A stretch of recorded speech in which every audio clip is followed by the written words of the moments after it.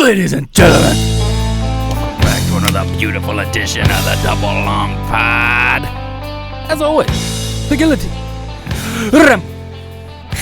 Coming back at you. That's what we do, Daddy. That's what we do. Coming back.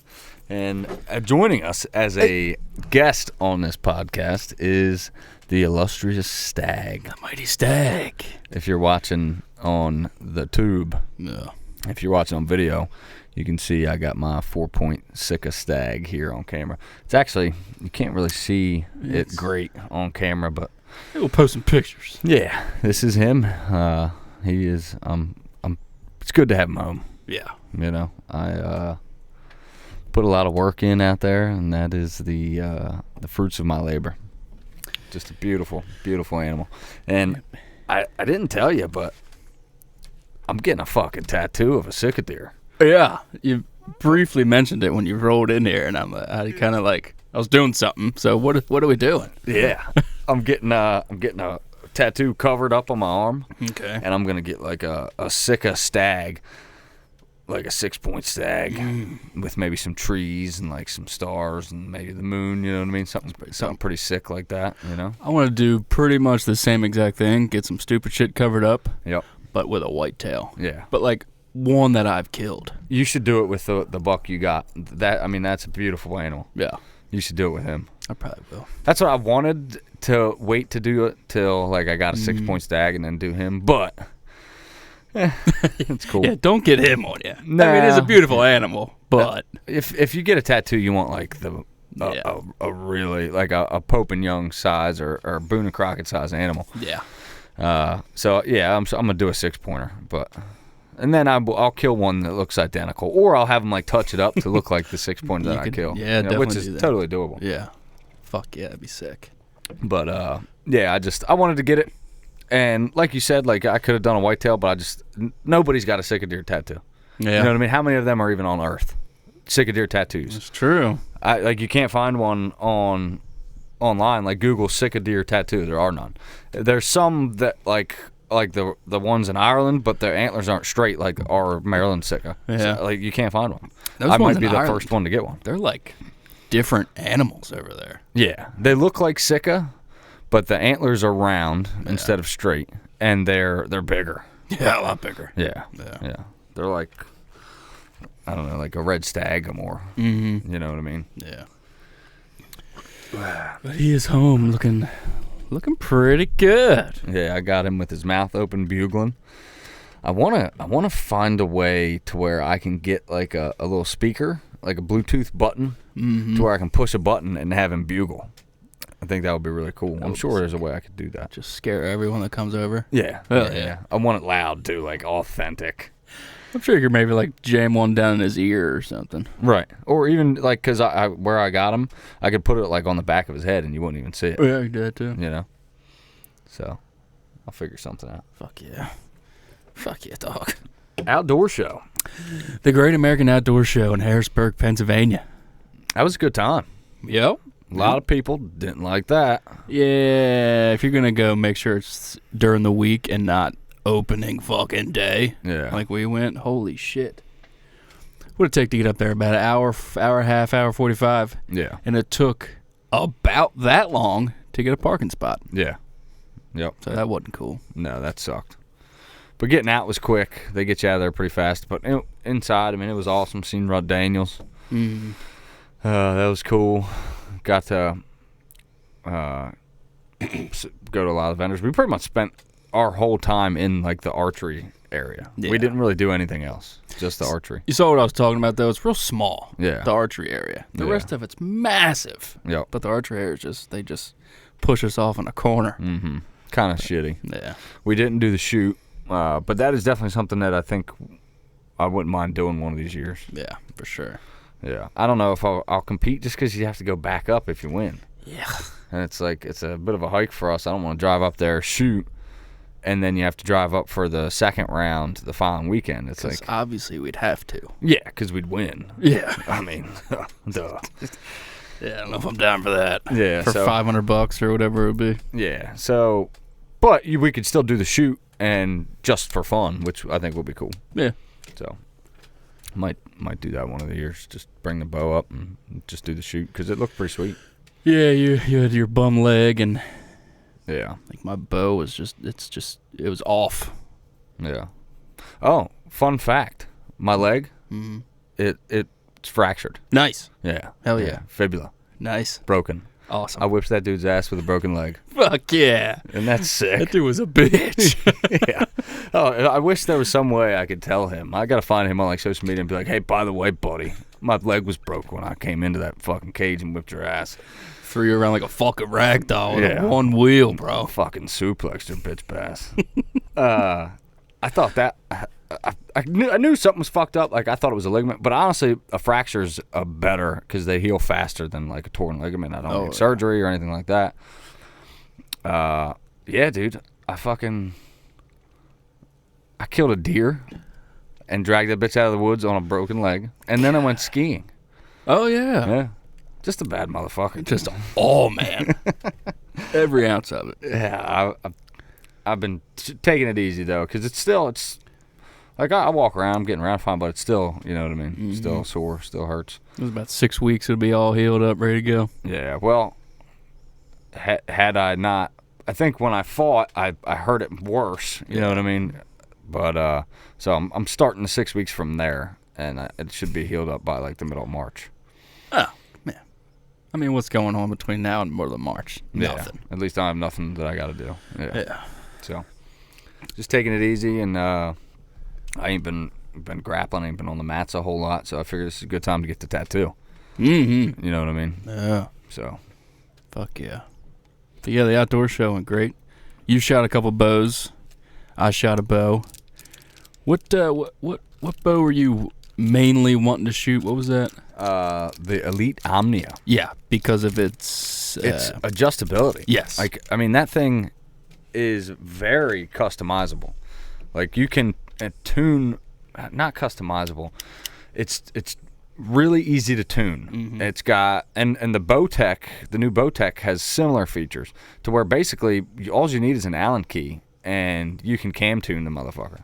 Yeah, without a fucking bow press or nothing. Bullshit. Yeah. Yeah. So I really like that about it. So I was like, I want to shoot these bows and see how they feel, because hey man, I might next year maybe I'll switch up, you know, if I really like them. And I shot the Elite Omnia first, and a nice shooting bow, but just doesn't hold a candle to the Hoyt. Yeah. And I was like, okay, well, I mean, that thing it just doesn't feel as good. It's not as dead in hand. Like the draw cycle is like clunky. Mm. So I'm like, all right, now it's a nice shooting bow. Don't get me wrong, but when I shoot my Ventum compared to that, it's night and day, man. My bow just feels better. And then same thing with the Bowtech. I shot it and was just like, eh. I shot the VTM and was like, that's a motherfucking Cadillac, son. Yeah. That's how. Now, is it because we shoot Hoyt? Are we like, that's just what we're used to, so it feels good to us? I don't know, maybe. But to me, I thought as the shooter experience, the act of actually firing the bow, the Hoyt felt significantly better than the Bowtech or the Elite. Yeah. And I think if you were to get the Bowtech or the Elite and then you went and shot, and you got used to those and then you went and shot a Hoyt, it would feel so much better. In my opinion, that's what I think, because, you know, it is just a superior product. Yeah. And you shot yours, and then I was like, you know, everybody knows I'm a Closet Matthews guy. I don't know why, I've never shot one, but I did shoot one. Wasn't a fan. No. Was not a fan. It was nice and dead in the hand. It was really quiet, but just the grip felt like it was straight up and down. It wasn't very ergonomic on my hand, personally my hand. And when I was drawing it back, it felt like it was just going to like flip over my hand and come back and hit me in the face, which, you know, I don't know. Maybe it's just because we're used to fucking the Ferrari of compound bows. I think that is certainly. I think. Just a second. Let me see here. Fucking cigar. I'm trying to light a cigar. Like a monkey fucking football. Oh, yeah, you got her now. She's going. All right. So. Try not to burn the bar, too. I think that a little bit of it is that's just what we've gotten used to. But I don't know, man. The guy there said the same thing. Mm-hmm. He was like, because I wasn't even planning to shoot the VTM. I shot the Elite, I shot the Bowtech, and then he's like, dude, I got something for you.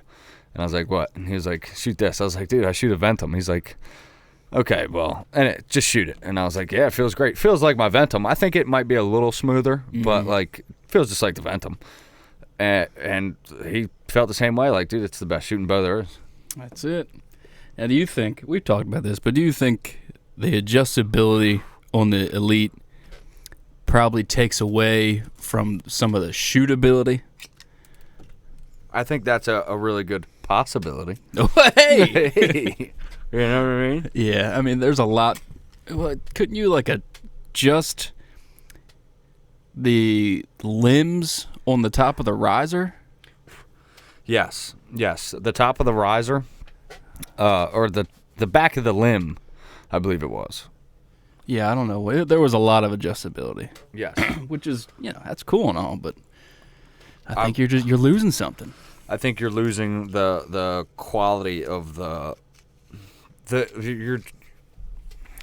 structural integrity is being fucked with. You know what I mean? Because they're adding these features to the limbs and to the cams that might fuck with the way everything works. I don't know. I'm not a fucking bow engineer, but I think that could be why they don't feel as good. But then again, the Matthews didn't feel as good either, and it doesn't have any of that. It's got the top hat cam system, which is similar to Hoyt's, but we got the shims. Well, I got the shims. You've got yoke cam system. Mine's binary. Yeah. Which, honestly, I think I should make a video on that, too. Not a lot of videos out there on that? On shimming those cams. Because, there's a video of a guy on YouTube shimming the cams, but when you do that shit after you've taken that bitch through salt water and the marsh and stuff like that, there is some tips and tricks to getting the shaft out of the center of that cam. It is not an easy thing to do. You gotta and with the bow press, there's just some little tips and tricks I'd like to I'd have to show you. I can't really tell you. You know what I mean? I can't explain it on here, so I won't try. But it's a job. That's the only downside to the Hoyts over those other adjustable. You got to put it in a press, and it's a whole fucking ordeal. I mean, your yoke system is pretty easy to tune, but it's not as exact. It's like you got to twist a cable, and it's you know what I mean. But with cams, you've got an exact, precise amount of movement that you're putting when you shim those cams over. Yeah. You know what I mean? Which I like, but it's just a pain in the ass, and you can't do it without a bow press. Yeah, and I know Hoyt could make a bow that adjusts just like the Elite, but that's probably the reason they're not doing it. Yeah. Because you're sacrificing something. Mm-hmm. So. Yep. I'll stick with my Hoyt.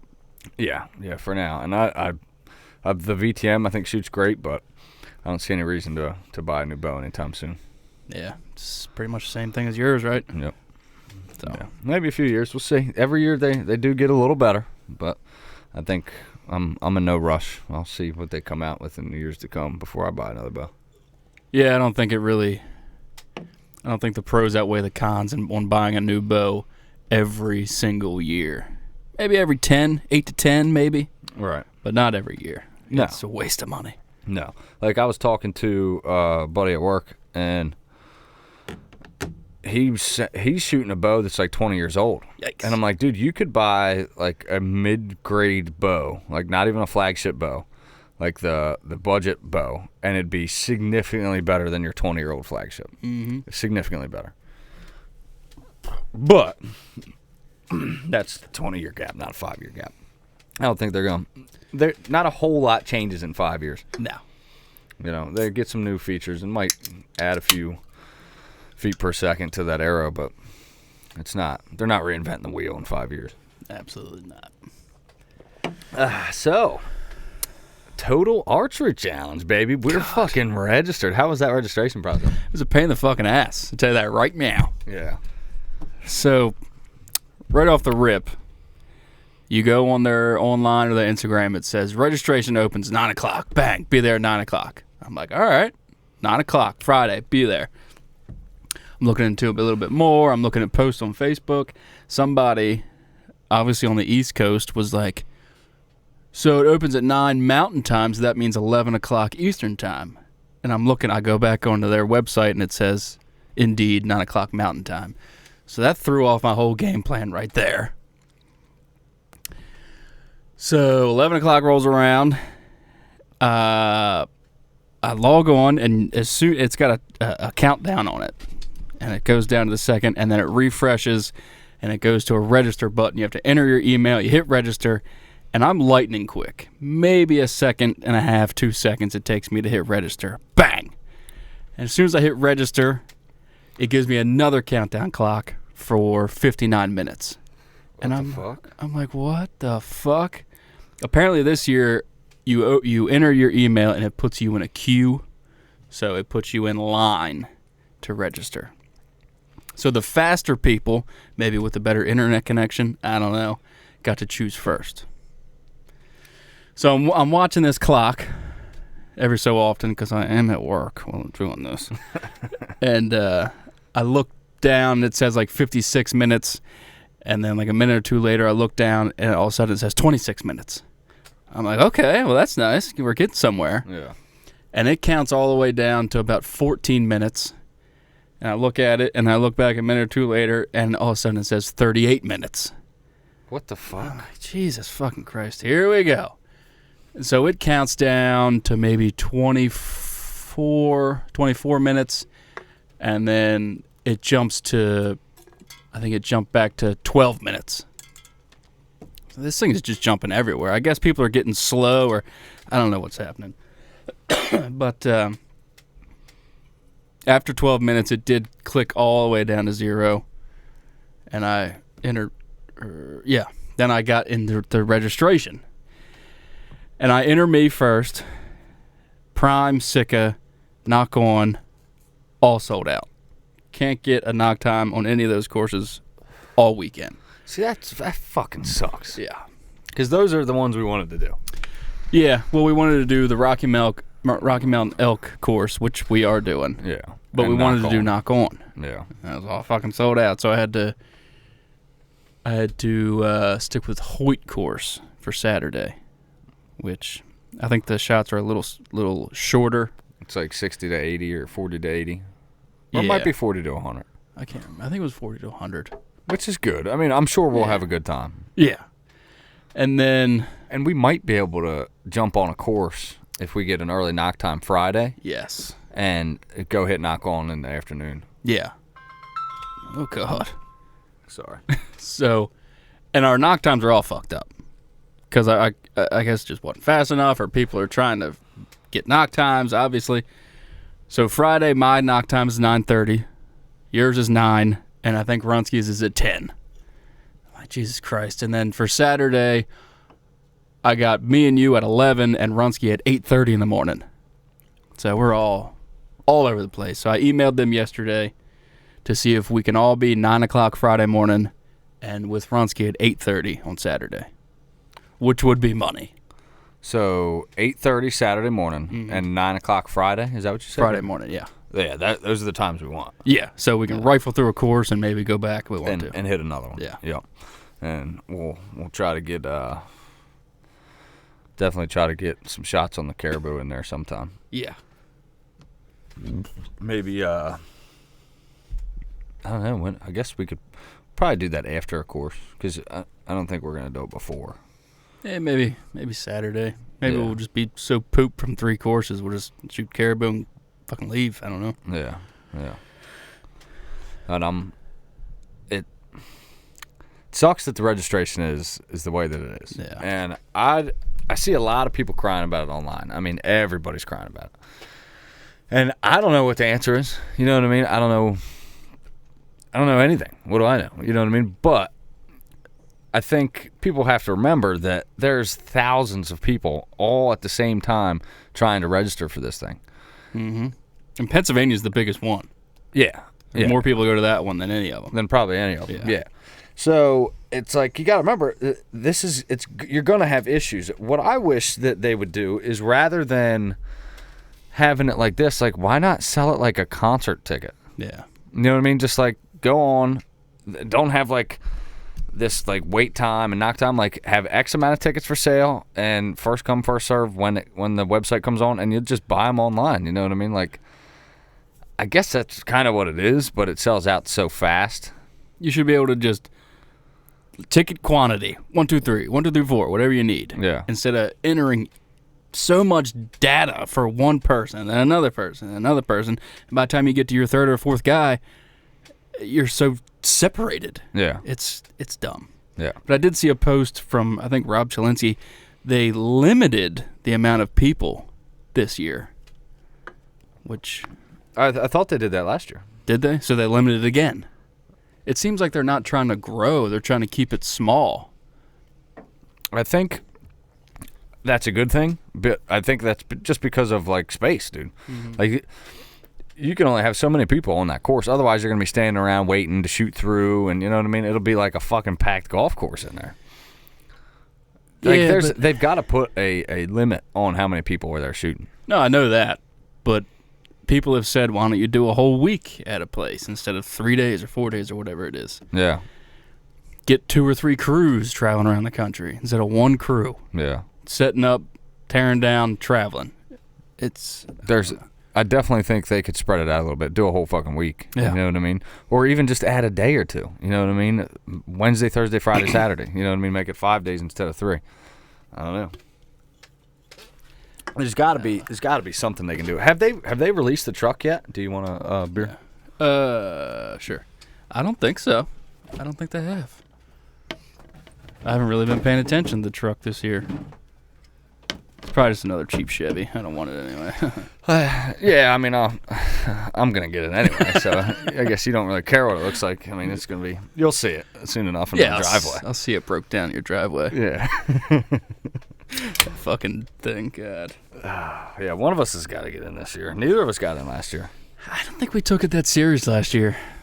Nah, and a lot of it was just like, I'm not dropping fucking a fortune on that goddamn thing. You know what I mean? Yeah. I do, like, I want to get, like, a dozen shots. But, like, any more than that, it's like, that's just too much. Yeah. Maybe if you're kind of around it on the first dozen, drop another. Which is what I did the first year. But. Yeah. Yeah. You spent a fucking boatload at that thing last year, or the year before. Yeah. Last year, I think I just got a dozen. But the year before, I think I got 2 dozen. Or maybe it was 2 dozen and some change. I don't remember. Yeah. I think you got... I think it was 23 is what it was. Yeah, it was something like that. Yeah, but last year I got closer than I did the year before. I mean, last year I got several of them on the line. Yeah. So I think if any, I probably should have bought another dozen last year and I'd have got in. But I just, man, it's fucking. It's a lot. I work for a living, all right. I'm dropping $500-$600 on a raffle. You know, I don't know. I think this year I'm setting up. I'm making some changes to our archery range over at my place. I got some really, and here's the thing to the tack.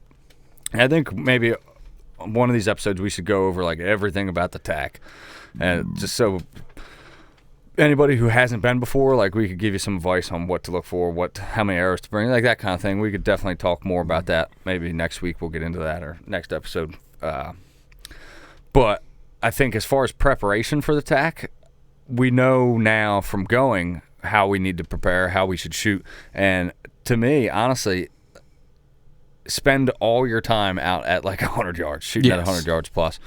Because it's going to make the shorter yards easier, the shorter yardage shots easier, and you're going to be a lot better prepared for the caribou. So like this year, I'm totally rebuilding our range. I'm building an overhang, like a little roof, to keep the targets dry, because I think the weather really beats them up, particularly rain. Yeah.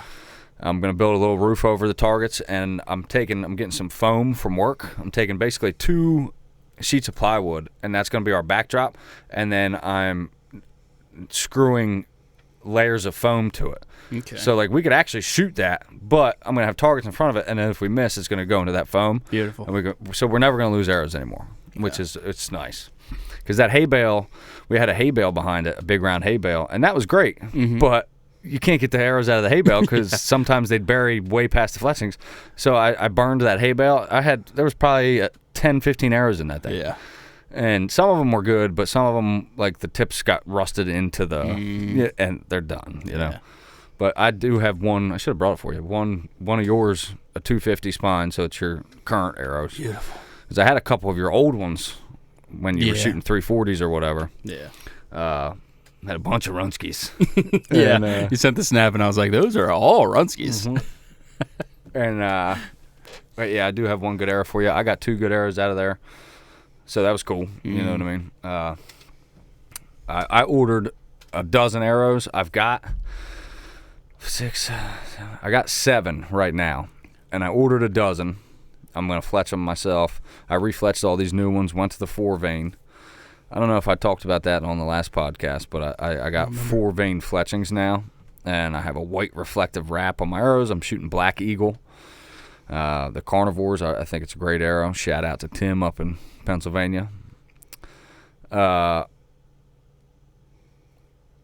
I think practice is key at that long range when you're prepping for the tack. I think that is the best thing you can do to get ready for it. All that other stuff, you don't need an arrow puller. You don't need fucking arrow lube. You really don't even need boots. I mean, if you're in decent shape, like a good set of sneakers, unless it's muddy. If it's raining the week of, okay, maybe bring some boots. But you don't need boots. Like a good set of sneakers. Or you can wear boots, but, I mean, it's up to you, really. Not necessary. No, Ryan did it in Crocs. I've seen plenty of people do it in Crocs and flip-flops. Yeah. I mean, it's not that serious, dude. You ain't out west.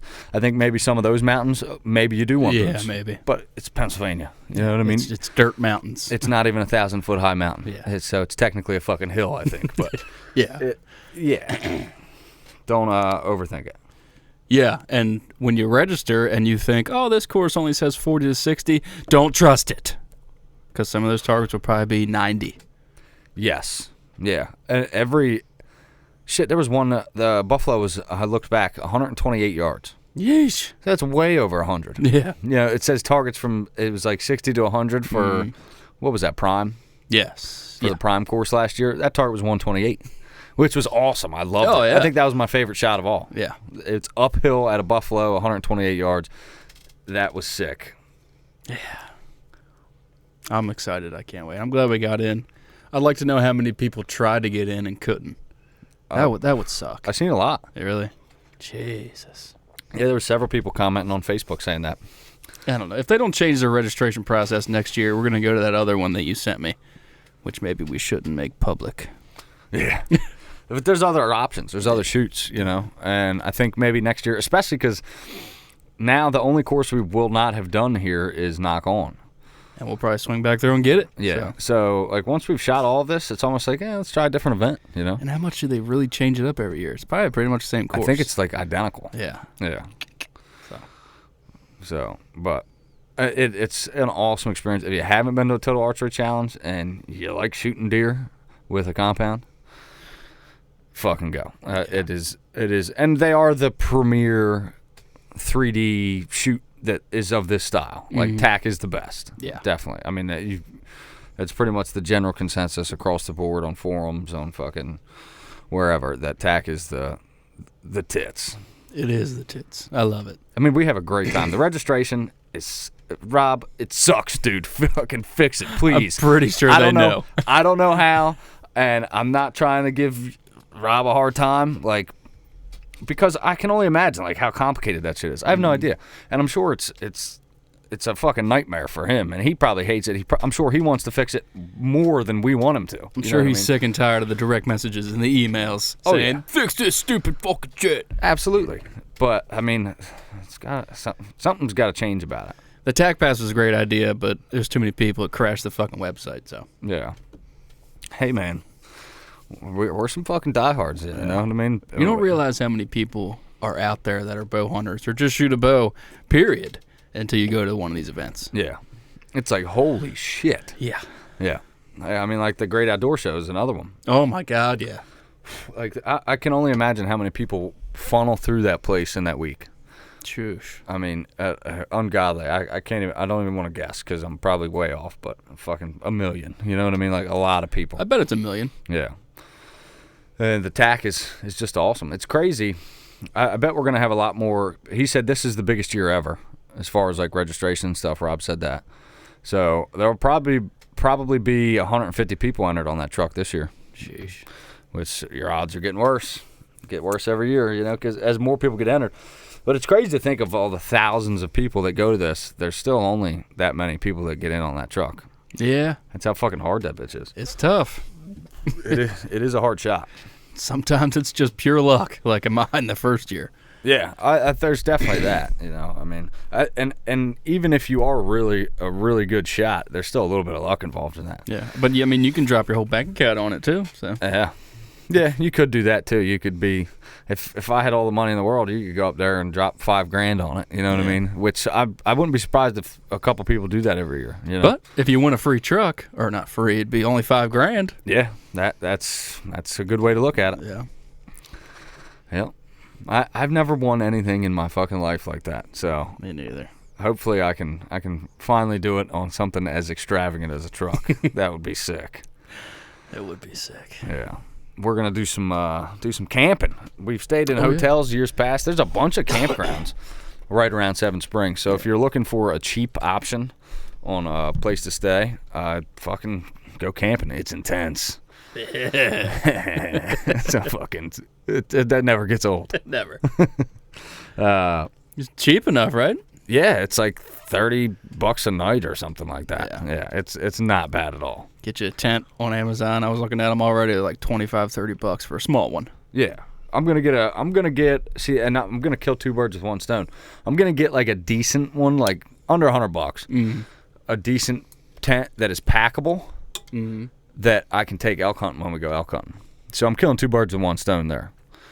Okay. Because my mom's got a tent I could borrow, but it's like huge. Yeah, and you don't want to take that elk hunting. You need something that's like under 5 pounds and like the size of your two fists together. Yeah. You don't want anything crazy big because you got to put it in your backpack.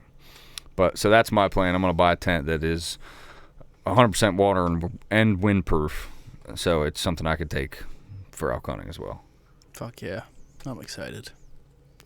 Oh, I'm not sure how Runsky's thinking about camping. He was telling me, fuck camping. I'm not doing that fucking shit. Oh, really? He doesn't want to camp? Well, it's too fucking bad. Yeah. He's going to get a hotel by himself. It's like 10 minutes. It's not even 10 15 minutes. Yeah, 15 minutes. Yeah, from the mountain. I mean, it's the way to go. Yeah. I don't know. I like camping. Yeah. We'll have a fire. We'll get rip roaring drunk. You know what I mean? I'll bagpipe Runsky in his tent. We'll fucking grill up some goddamn venison. Hell it's gonna yeah. be the tits. It's going to be amazing. Compared to fucking, I don't even know how much that ski resort hotel room would be. Probably $350 a night, probably more for a room. God only knows, Yeah. There might be a discount for the tack, but it's probably sold out already. I'm sure that hotel.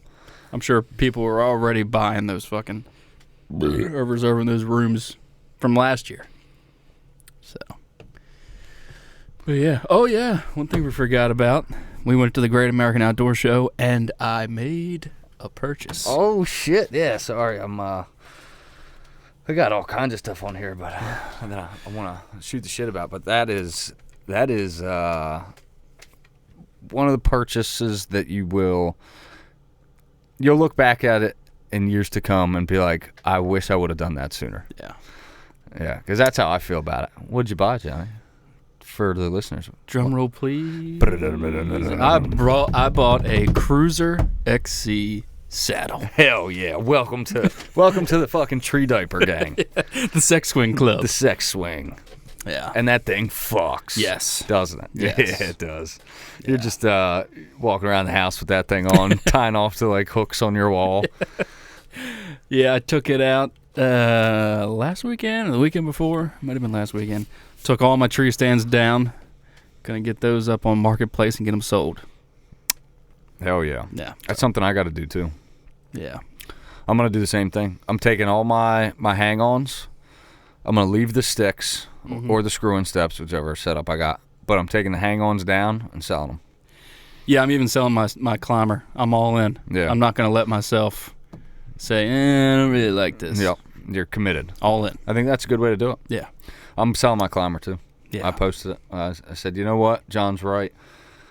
Like, I'll take the money that I get from selling my climber and all that little stuff, and I might buy a new quiver, or if if I get enough, maybe I'll buy that new dialed sight. I don't know. That thing's sick.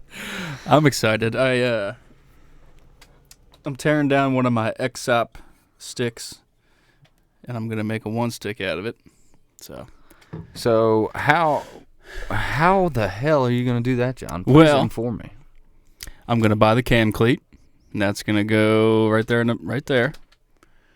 I'm gonna have to drill another hole, and then I'm gonna buy a platform. It's gonna go up top.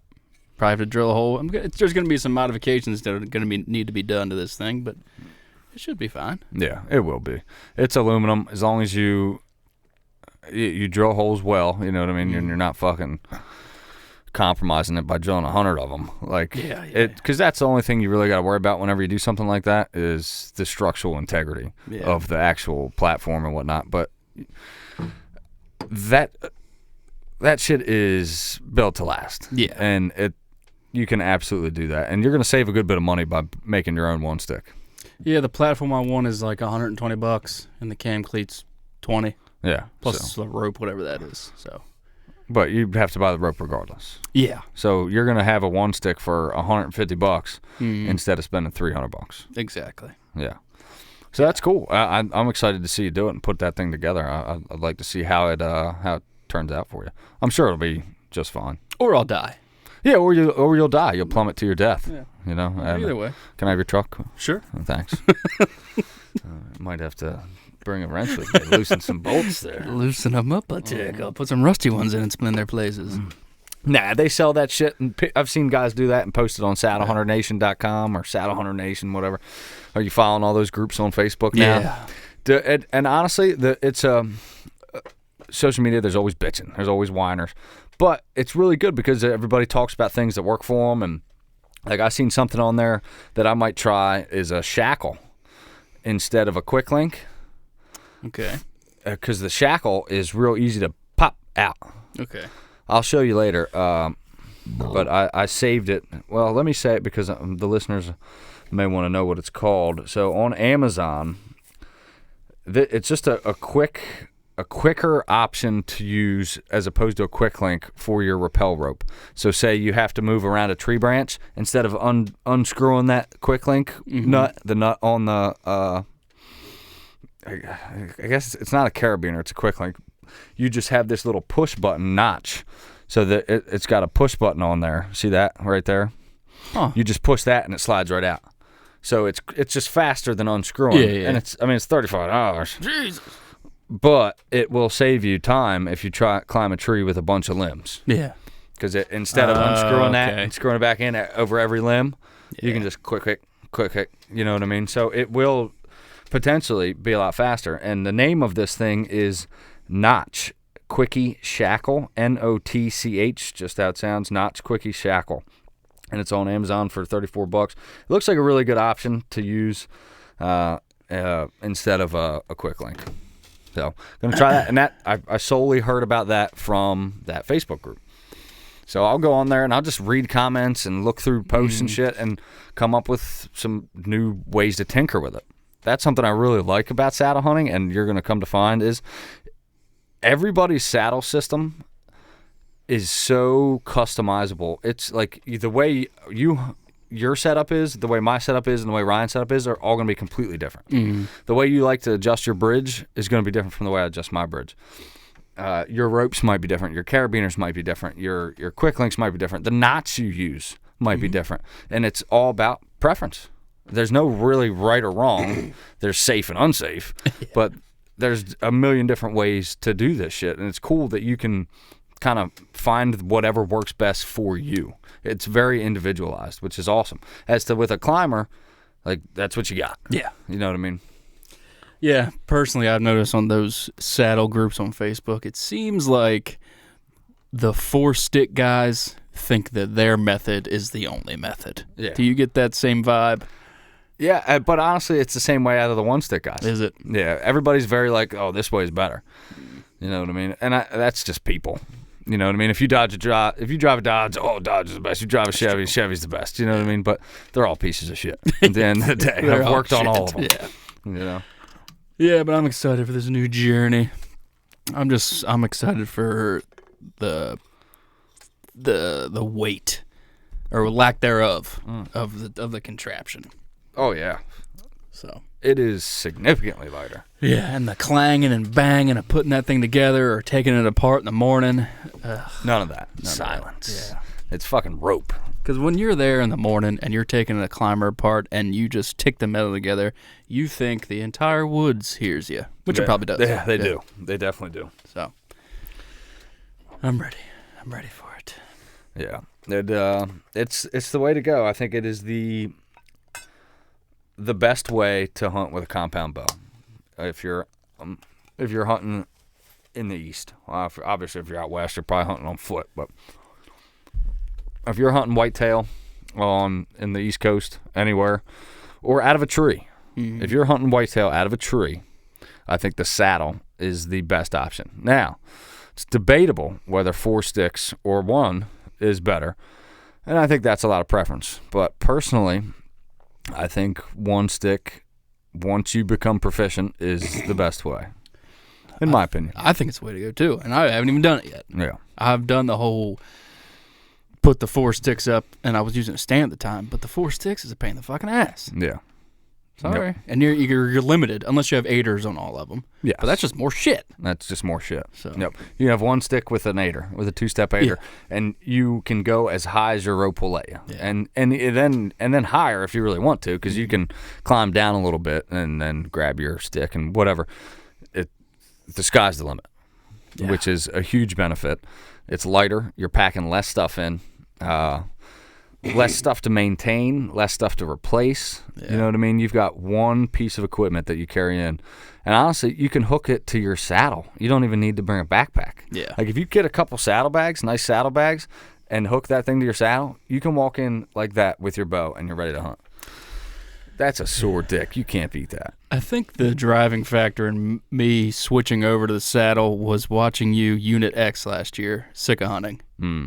Me, Brandy, and Kevin all got these big fucking metal contraptions on our back, and you're walking in like it's a fucking Sunday stroll. Yeah. So. You're basically walking in with a harness on. Yeah. Yeah, and your bow.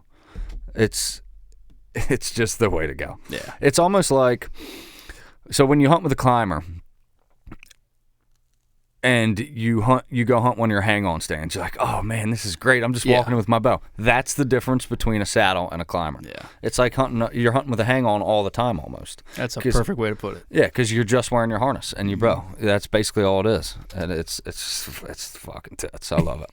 And it's fun. Like the actual act of one-sticking and rappelling, and like that shit's fun in itself. Like I like climbing trees. I'm a fucking big kid. You know what I mean? You're just like, if you don't see any deer, you're begging for the sun to go down so you can rappel down. Yeah, like fucking Batman. Like I want to, my girlfriend, I want to show her kids like how I climb trees, because it is cool. Right? But a little bit of me is just like, I just want to go climb a tree. Like, hey, you guys want to watch how this thing works? It's really cool. Really, I just want to do this. No, we've watched you 4 times this weekend. We've seen it. God. Okay. All right. It's fucking great though. It's fun. It's a good time. And that's something obviously we're going to have to do in the off season during the summer with you to get you some reps in, get experience, cuz that is the downside to one sticking. I feel like I didn't really get good at it, and I'm sure I've got a lot of learning to do still. And I think I'm good at climbing and rappelling now. I would say I'm proficient. I'm sure I'll get better though. I haven't mastered it by any means. I think it'll take some time to get really like smooth at it. But honestly, I think it took me just about the whole season to get like proficient with it. I wish I would have had more time to practice with it, but I really didn't start practicing until right before season. Yeah. But you'll have that advantage of you got all summer. Yeah. What do I got to get my rappelling rope? You got to build your one stick. Yeah, I got to and the one stick. And there. And honestly, I think you should get the sys strap thing that I got. You can use your screw-in bow hanger. Oh, yeah. But heavy. It's heavy. Yeah. And when you're in a saddle, you really don't want the bow sticking way out far from the tree because the tree's in front of you. Well, I got a little short stubby one. Oh, do you? Yeah. Oh, well, shit. You could just use that then. Yeah, well, I think it's like 6 inches. Oh. Well, yeah, maybe. Same. That's not a bad option at all, yeah. Actually. That might be better than the fucking strap I'm using. Probably. The cool thing about the strap is, though, is I can hang my quiver on my one side. I got my bow, and I can hang my bag from it. It's got a bunch of hooks. A bunch of them. Yeah. Yeah, I can hang my rangefinder from there if I want. Usually I just leave that in my pocket. But, like, it's cool because you can hang all kinds of shit from it. Yeah. Like, I can hang my water bottle from there, like, whatever. But that little screw-in is probably just fine. Yeah. So you don't necessarily need that. A rope for your... So once you get your rappel rope, you're going to need a haul rope because I don't think you should use... paracord. But I think I have one for you. I think I got an extra one. Okay. That you can use. Yeah, I got no problem with you using it. But it's a smaller one, like thin diameter. Mm-hmm. So like if you really got to yank on it, it pinches your hand. You know what I mean? Like because you got to wrap it around your hand. If you got to really yank, it like fucking digs into you. So that I got a bigger one. Oh, okay. Honestly, I would have went a little bigger, but you don't want to get too big either. You know what I mean? But you want it to where if you need to really yank on it, you don't want a fucking dental floss where it's like digging into your fucking hand. Mm-hmm. You know what I'm saying? Yeah. You picking up what I'm putting down? Oh, yeah, I'm smelling what you're cooking. Hell yeah. So. I'm excited. I want deer season now. I know, right? Like, I was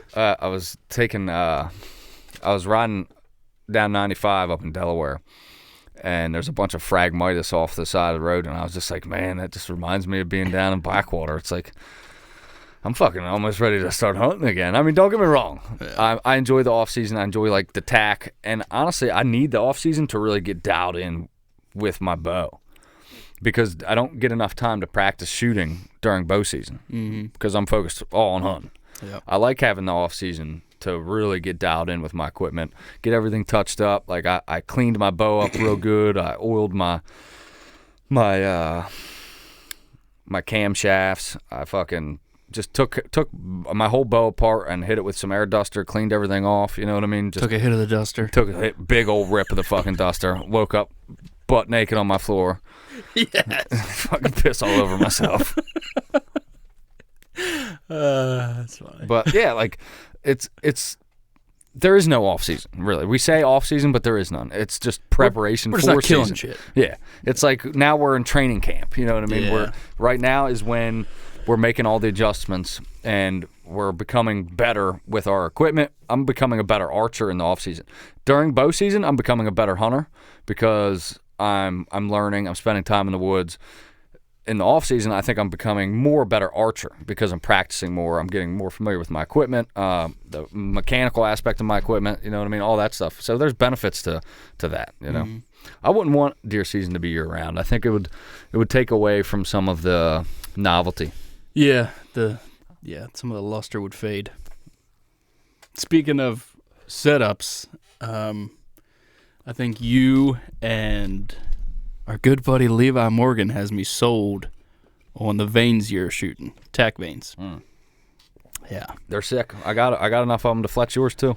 I was listening to his latest podcast, On the Line podcast with Andy and Levi Morgan. I haven't listened to that one yet. It's pretty good.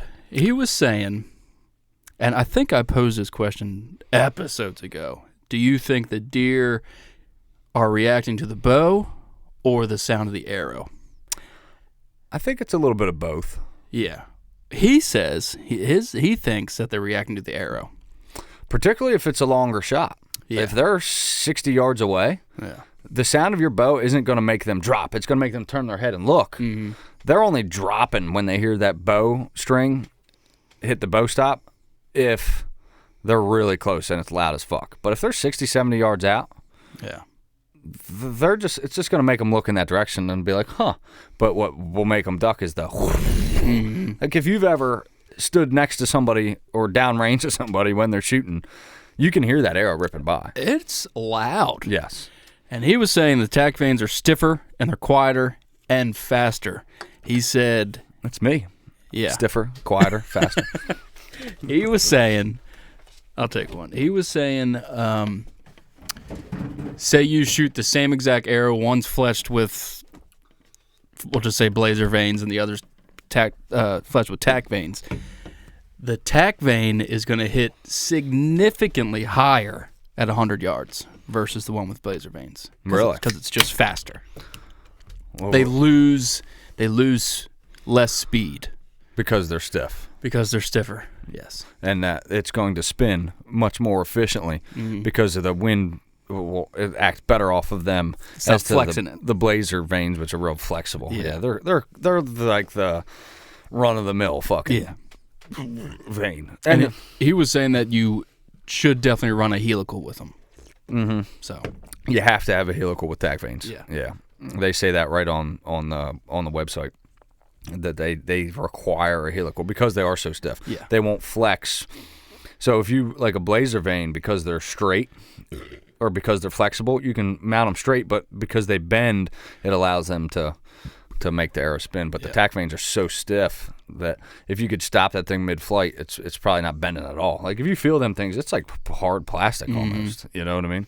Yeah. But I think I bought a 100-pack while we were at the Great Outdoor Show, so I got enough to at least do a dozen of them for you, I think, depending on if you want to go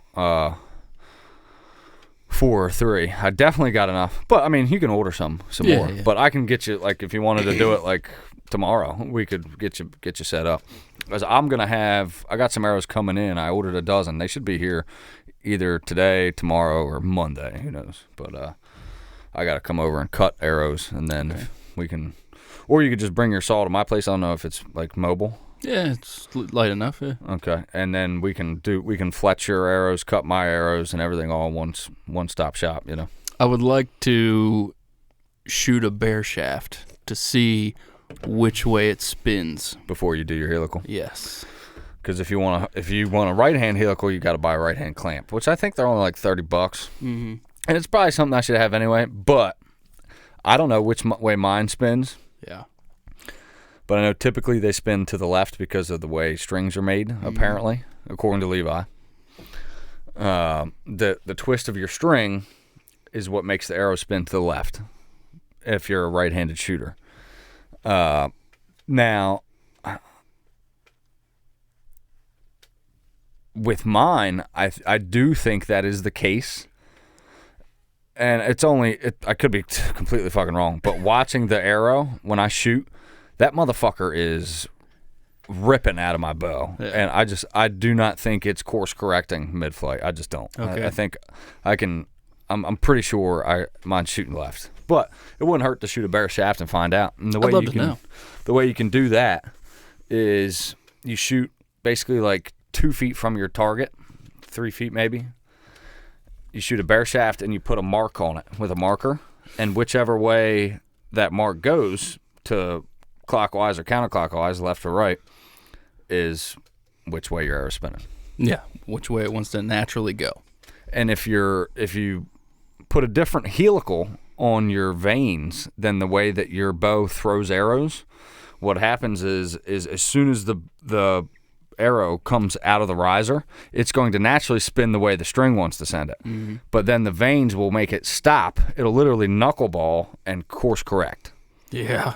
So you don't want that. I'm a baseball guy. You don't want to hit a knuckleball. No. So or even throw one, because they are not accurate. No. So that is the last thing you want. You do not want your vanes going the opposite direction. So it's something I definitely should have looked at. But I just assumed it went with most arrows, most bows shoot. Most of them, apparently, according to Levi Morgan, spin left. So that's what I went with. Hey, it's fucking Levi Morgan. What he says, you can take it to the bank. Yeah, it's the best archer. It's the Michael Jordan of archery. So. Yeah. So. Yeah, I take pretty much what he says as word. Him and Dudley, like both of them, like they're all fucking. Yeah, I mean Dudley's a douchebag. He's a bit of a dweeb, but I think he's probably a lot cooler in person. Yeah. I wonder. You think he cusses during sex, or do you think he's like, oh, that snatchbach is so freaking good. Oh my goodness. Oh, freaky ass Sharon. Oh, freaky ass Sharon. He's gonna kick our fucking ass. He's gonna see us at the Total Archery Challenge and just drop kick me right in the face. I'm gonna take off running because that's a big motherfucker. He's a big old boy. I love picking on Dudley, but he's the fucking man though. Yeah. You gotta give he is the man. And I've spent hours watching him shit on YouTube. Yeah. Like puts out so much good content as far as like his whole school knock thing is fucking great, man. I watched a little bit of it the other day. He just came out with a new video. Awesome shit. Always good information. So anything you get from him or Levi, I think is really good. And there's like some other archers that have YouTube channels and stuff, but like I think they're two guys they explain things very well. They do. And there's a lot of content that they have out there. Dudley more than Levi, of course, but Levi's got a lot of good shit out there, too. MFJJ, he's got one. Josh Jones, I think his name is. Yeah, I mean, whenever we run into something we don't know what the fuck we're doing on the bow press with my bow or your bow, we skull and knock. Yep. And he's got the answer right there, so. Yeah, you can't beat it. No. It's nice having that. Which, in years past, man, like, our dads didn't have that luxury. No. You know what I mean? Like, they had to figure shit out on their own. Or they went to a pro shop with guys who still didn't know what the fuck they were doing. Yeah, exactly. Like, who's to say they know what the fuck they're doing? Yeah. But you can become I'd say, decent shot off of just watching YouTube. It really helps to have guys who have shot before, like, coach you. But if you just watch YouTube, you can get enough information off of YouTube to become a good archer. Or this podcast. Yeah. Actually, probably not. But hey, it's entertaining. Yeah, if you want to accidentally hunt on days you're not allowed to, listen to us. Fuck yeah. Oh, shit, dude. It's not deer season. Whoopsies. Whoops. No harm, no foul. Good thing no deer walked by. Yes. That was the one time I'm glad I didn't kill anything. So, you got anything? I want to bring something up. There was some cool shit that I Go ahead. Well, you wanted to, I don't know if you still do or not, maybe you've cooled down. You've wanted to bring something up about... Oh, I know exactly what you're talking yes. about. Take the wheel. Backwoods deer processing. You motherfuckers. If you live in Sika County, do not take your deer to backwoods deer processing. Yeah. Unbelievable. I shot, now, on just a few podcasts ago, it might have been even the last podcast, I talked about shooting a button buck that was probably, he could have been 2 years old. I mean, it was hard for me to get him in the bed of my truck. He was a big deer. A healthy, nice, full-bodied, corn-fed fucking deer. I took him to backwoods deer processing. And when I went and picked that one bag of fucking meat up, one bag. Yep.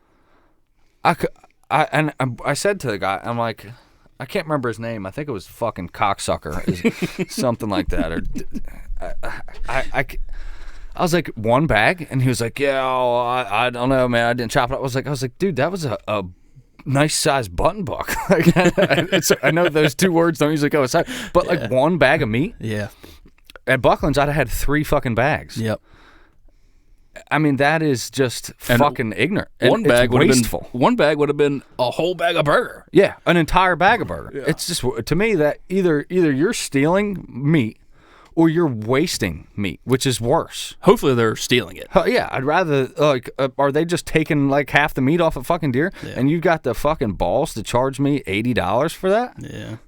Like, I can damn near buy meat at the grocery store for that much. Yeah. If I'm getting one bag out of it, I will never go back there. And you had the same experience. Yeah, I took a couple deer there. Some hosses of does. One bag. 2-3 pounds of burger. That's fucking, fuck that guy. You get more poundage of burger just from trimmings. Yes. Like, I don't know what they're doing there. How many pounds of burger did you get that one time you were telling me? You said you got like 4 pounds of burger out of your deer from him? One time I got 3. 3 pounds of burger. Yeah. I'm sorry, but if you're listening to this podcast, if you go to a butcher and they process your deer and you only get 3 pounds of burger back, don't fucking go to that butcher again. Yeah. I'll never go back. Yeah, I don't blame you. I'm never going back either. That is just, we work so hard to get these fucking animals in our freezer. And I just felt like I got robbed. And these animals are worth more than one bag. Yeah, like how much? I really hope they're not just wasting fucking meat. Yeah. Because like what a fucking waste that is. Yeah. You know, like I was just, man, I'm on my soapbox here. Fuck backwoods deer processing. If you want to fight, fucking let's go. I will whip your fucking ass. Like, dude, that guy. Man, I was pissed off. I don't blame you. I came out of there hot. I was fucking mad, and I gave him a little piece of my mind, but honestly, I wasn't getting any more meat out of him. You know what I mean? Like, it was why even argue with the guy? So, I just told him how I felt, and I said I won't be back. And 10 years ago, I might have punched him in the fucking mouth. Yes. I mean, but like, cause it's just ignorant, man. Yeah. Like, that is bad business. I was telling you, like, what if I took all 200 pounds of that 10-pointer there, and they gave me a bag? As that's what they would have gave you. Woof. Meanwhile, I took it to Kevin. Kevin, we all did it, and I got a Yeti full of meat. A Yeti full. Yeah. Now, of course, processing your own, you're always going to get more, I think. It shouldn't be that way, though. You're paying somebody to do a job. Yes. I don't care what butcher you go to. Yeah. Now, Sarge's, going towards Chesapeake City here in Cecil County, he always gives me a good amount of meat back. I always got a lot of that buck right there. I got 4 bags off that guy. Yeah. So now, so my business it's a little more of a drive, but to me, it is totally worth it. Yeah. You know what I mean? If it's the difference between getting 2 or 3 bags or getting 1, the drive's worth it. Like, I will not be doing that again. That was just very disappointing. Yeah, I figured I'd get y'all fired up. Yeah, goddamn. So there's some coyotes chasing skiers at Idaho Resort. Experts are not sure why. Hungry. Coyotes in Sandpoint, Idaho have been exhibiting highly unusual behavior, which includes chasing skiers at Schweitzer Mountain Ski Resort. Most encounters at Schweitzer occurred in early January, including an incident in which a skier was bitten. Mm-hmm. The Idaho Department of Fish and Game said patrons could be on guard and contact the agency if they spot coyotes on the slopes. Before the coyotes could be located and dispatched, one bit a female skier. Although her injuries were minor, Fish and Game and Schweitzer Mountain Resort took the matter very seriously. Efforts are still underway to trap and dispatch the offending coyotes. That's crazy, because coyotes are not typically aggressive like that towards people. Nah. I mean, every once in a while, you hear of a coyote attacking a kid, but it's really rare to attack an adult. Maybe they're starting to figure out where we're just bags of meat and won't fight back. Easy prey. Yeah, I mean, who knows? They could be rabid, they could be, but yeah, I mean, honestly, a pack of coyotes could probably take down most grown adults. Yeah, dog. Like, I don't know about you, but I'm killing a couple of them motherfuckers before they kill me. Yeah. But, I mean, eventually they'll get you. How much coyote weigh? 35 pounds? Yeah, roughly. I'm gonna field goal kick that motherfucker. Okay. Scenario. 20 of them are coming at you. How many are you getting before they take you down? I bet 20 of them. I mean, all at once, it's going to be tough. Yeah. But I'm killing as many as I physically. I mean, I'm shoving my hand down their throat and ripping their fucking hearts out. Yeah, I'm grabbing their top and bottom jaw and just ripping them down the center. You know what I mean? And then I'm going to take the jaw off the one that I do that to, and I'm going to use it to kill his buddy. Spike him right in the head. Get some, coyote. What's like up? It. I like it. It's coyote ugly in this bitch. I'm with you. I think I could kill it. I'm killing some. Probably at least half, right? I don't know. Maybe. If they all like staggered, like one after the other after the other. Yeah. You're killing all of them. Yeah, I'm gonna kill quite a few coyotes. Yeah. I'm gonna be fucked up. I'll probably bleed to death. You know what I mean? But I think I could get the job done. Well, what was that story? I think it was on Joe Rogan. Some guy had a pit bull, and he came back all cut up, and the owner of the dog, followed the blood trail up the mountain, and they found like 9 dead coyote from this pit bull. Yeah. It's a bad motherfucking dog. So if a dog's taking down 9, I think I'm getting all 20. Yeah. So I don't know. Pit bulls are tough motherfuckers. They are tough. Oh man, they're tough. I mean, animals are tough. Their muscle, like pound for pound, is just different than us. That's true. You know what I mean? Like a 60-pound dog is a powerful animal. You don't realize how powerful they are. Like I've broken up pit bull fights, and it is no easy task to get one of them things to let go. Well, those are a different breed of dog, They're tough. Yeah. They're tough as fuck. Speaking of, a Georgia hunter suffers hundreds of bite wounds during a brutal dog attack in the woods. Jeepers. The hunter was mauled by a pack of attack dogs while moving a tree stand on his hunting lease. Jesus. Here's some pictures of this guy's legs, Johnny. So apparently this guy went out to move a tree stand, and these 3 dogs, one of them was like a German Shepherd, one was like a pit mix, just come up and start fucking him up. And apparently, like, he was, like, fighting them, like, one at a... He said if they were all on him at once, they probably would have killed him. But, like, they were, like, rotating, like, back and forth, and he was, like, trying to keep them off. And eventually, he climbed up in his stand, and they left. And as soon as he came down, they fucking came back. Oh, shit. So he climbed back up there, and finally, he waited for, like, a while this time, and then he goes out to the road and, like, flags a car down, and they take him to the hospital or whatever. But, yeah, dude, dogs, could you imagine getting eaten alive by a pack of fucking dogs? God, no. That is a terrible way to go. Stay strapped or get clapped. Yes, that is why. Moral of the story. Like, after reading that, even around here, like, we don't have rabid dogs or anything, but it's never a bad idea to have a sidearm. Mm-hmm. Or at least a knife. At least a knife. Getting ready to say that, yeah. Yeah. Because, like, you give me a knife, I'm killing them dogs. Right in the neck. I mean? Sick. Right in the neck. That's it. And that's something I've learned from deer hunting. Like, if you're gonna kill an animal quickly, you gotta damn near saw its fucking head off. Yeah, dog. Yeah, if you just like stab an animal, or even like just slit its throat, it's got a lot of life left in it. It's not the movies. No, it ain't like the movies. You gotta damn near cut something's head off to get it to stop fighting. Yeah. And so, if you got a pack of dogs attacking you, you better have a big knife. Yeah. Or get them all in the jugular and hopefully they'll bleed out quick. Yeah. Yeah. Jesus, bro. No. Scary shit. Yeah. Yeah. Imagine living in bear country or cougar country. We don't have to worry about anything out here. Yeah, we're lucky in that regard for sure. Sheesh. But even so, around here, I mean, all we got to worry about is fucking poachers and hobos, honestly. But yeah. I mean, we got coyotes, but I don't worry about them. You know what I mean? Like, I've seen them, I've heard them, all that stuff, but like, I don't worry about them. But I do take my sidearm sometimes when I hunt. No I do. Shit. Yeah. Because remember that poacher? Oh yeah. Yeah. So like, and I was doing it all the time, but I kind of got slack on that. I haven't really been doing it towards the end of the season, but it is a good idea. Fuck yeah. Yeah. And of course, I always have a knife. Oh. Even when I'm going to move stands, I have a knife because, like, I don't know if I might need to, like, cut my harness off or something. You know what I mean? I always take a knife. If I'm climbing a tree, I got a knife. Yeah. Like, a knife is not something you leave in the truck. Like, oh, if I kill something, I'll go grab it. You should have a knife on you all the time. I think you should have a knife on you all the time. Period. Yeah. Period. Yeah. Yep. I need to get better with that. I used to carry a pocket knife. I don't anymore. I don't know why, but yeah, they're always fucking useful every day. Yep. All the time. It's like, oh, fuck. Yeah, I wish I had a knife. Anybody got a knife? Yep. I have one on my keychain now. QAD.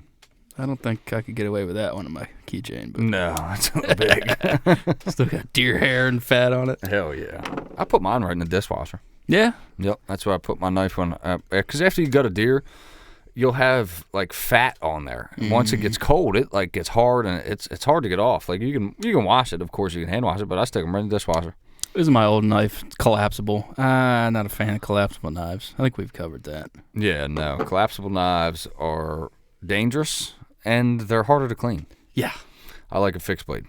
For sure. And a smaller one, honestly. You don't need a big knife for gutting deer. Like a small fixed blade is ideal. That one the old lady got me. Thank you, love. Perfect. Yeah. Mine's a little big, my Gerber, but it's cheap and it's sharp and it's got the gut hook, which I really like. So that's what I stuck with. I wish it was a little smaller. It's longer than it needs to be. But if I ever get attacked by a pack of wild dogs, I'll be glad it's fucking longer. Yeah, dude. Yeah, so there's something to that. Oh, man. Runsky, We're going camping. You can sleep in my tent. Yeah, sorry, dude. Sorry, dude. That's what it is. You got anything else? I got nothing. All right, big dog. Ladies and gentlemen, hit that like and subscribe. What are we doing? What are we doing? Come on. Hit that like and subscribe. Tell your friends about us. Tell your ma. Tell her we love her. Hopefully we'll see you guys at the TAC. We will be back. Say bye, next Sika. time. Bye-bye.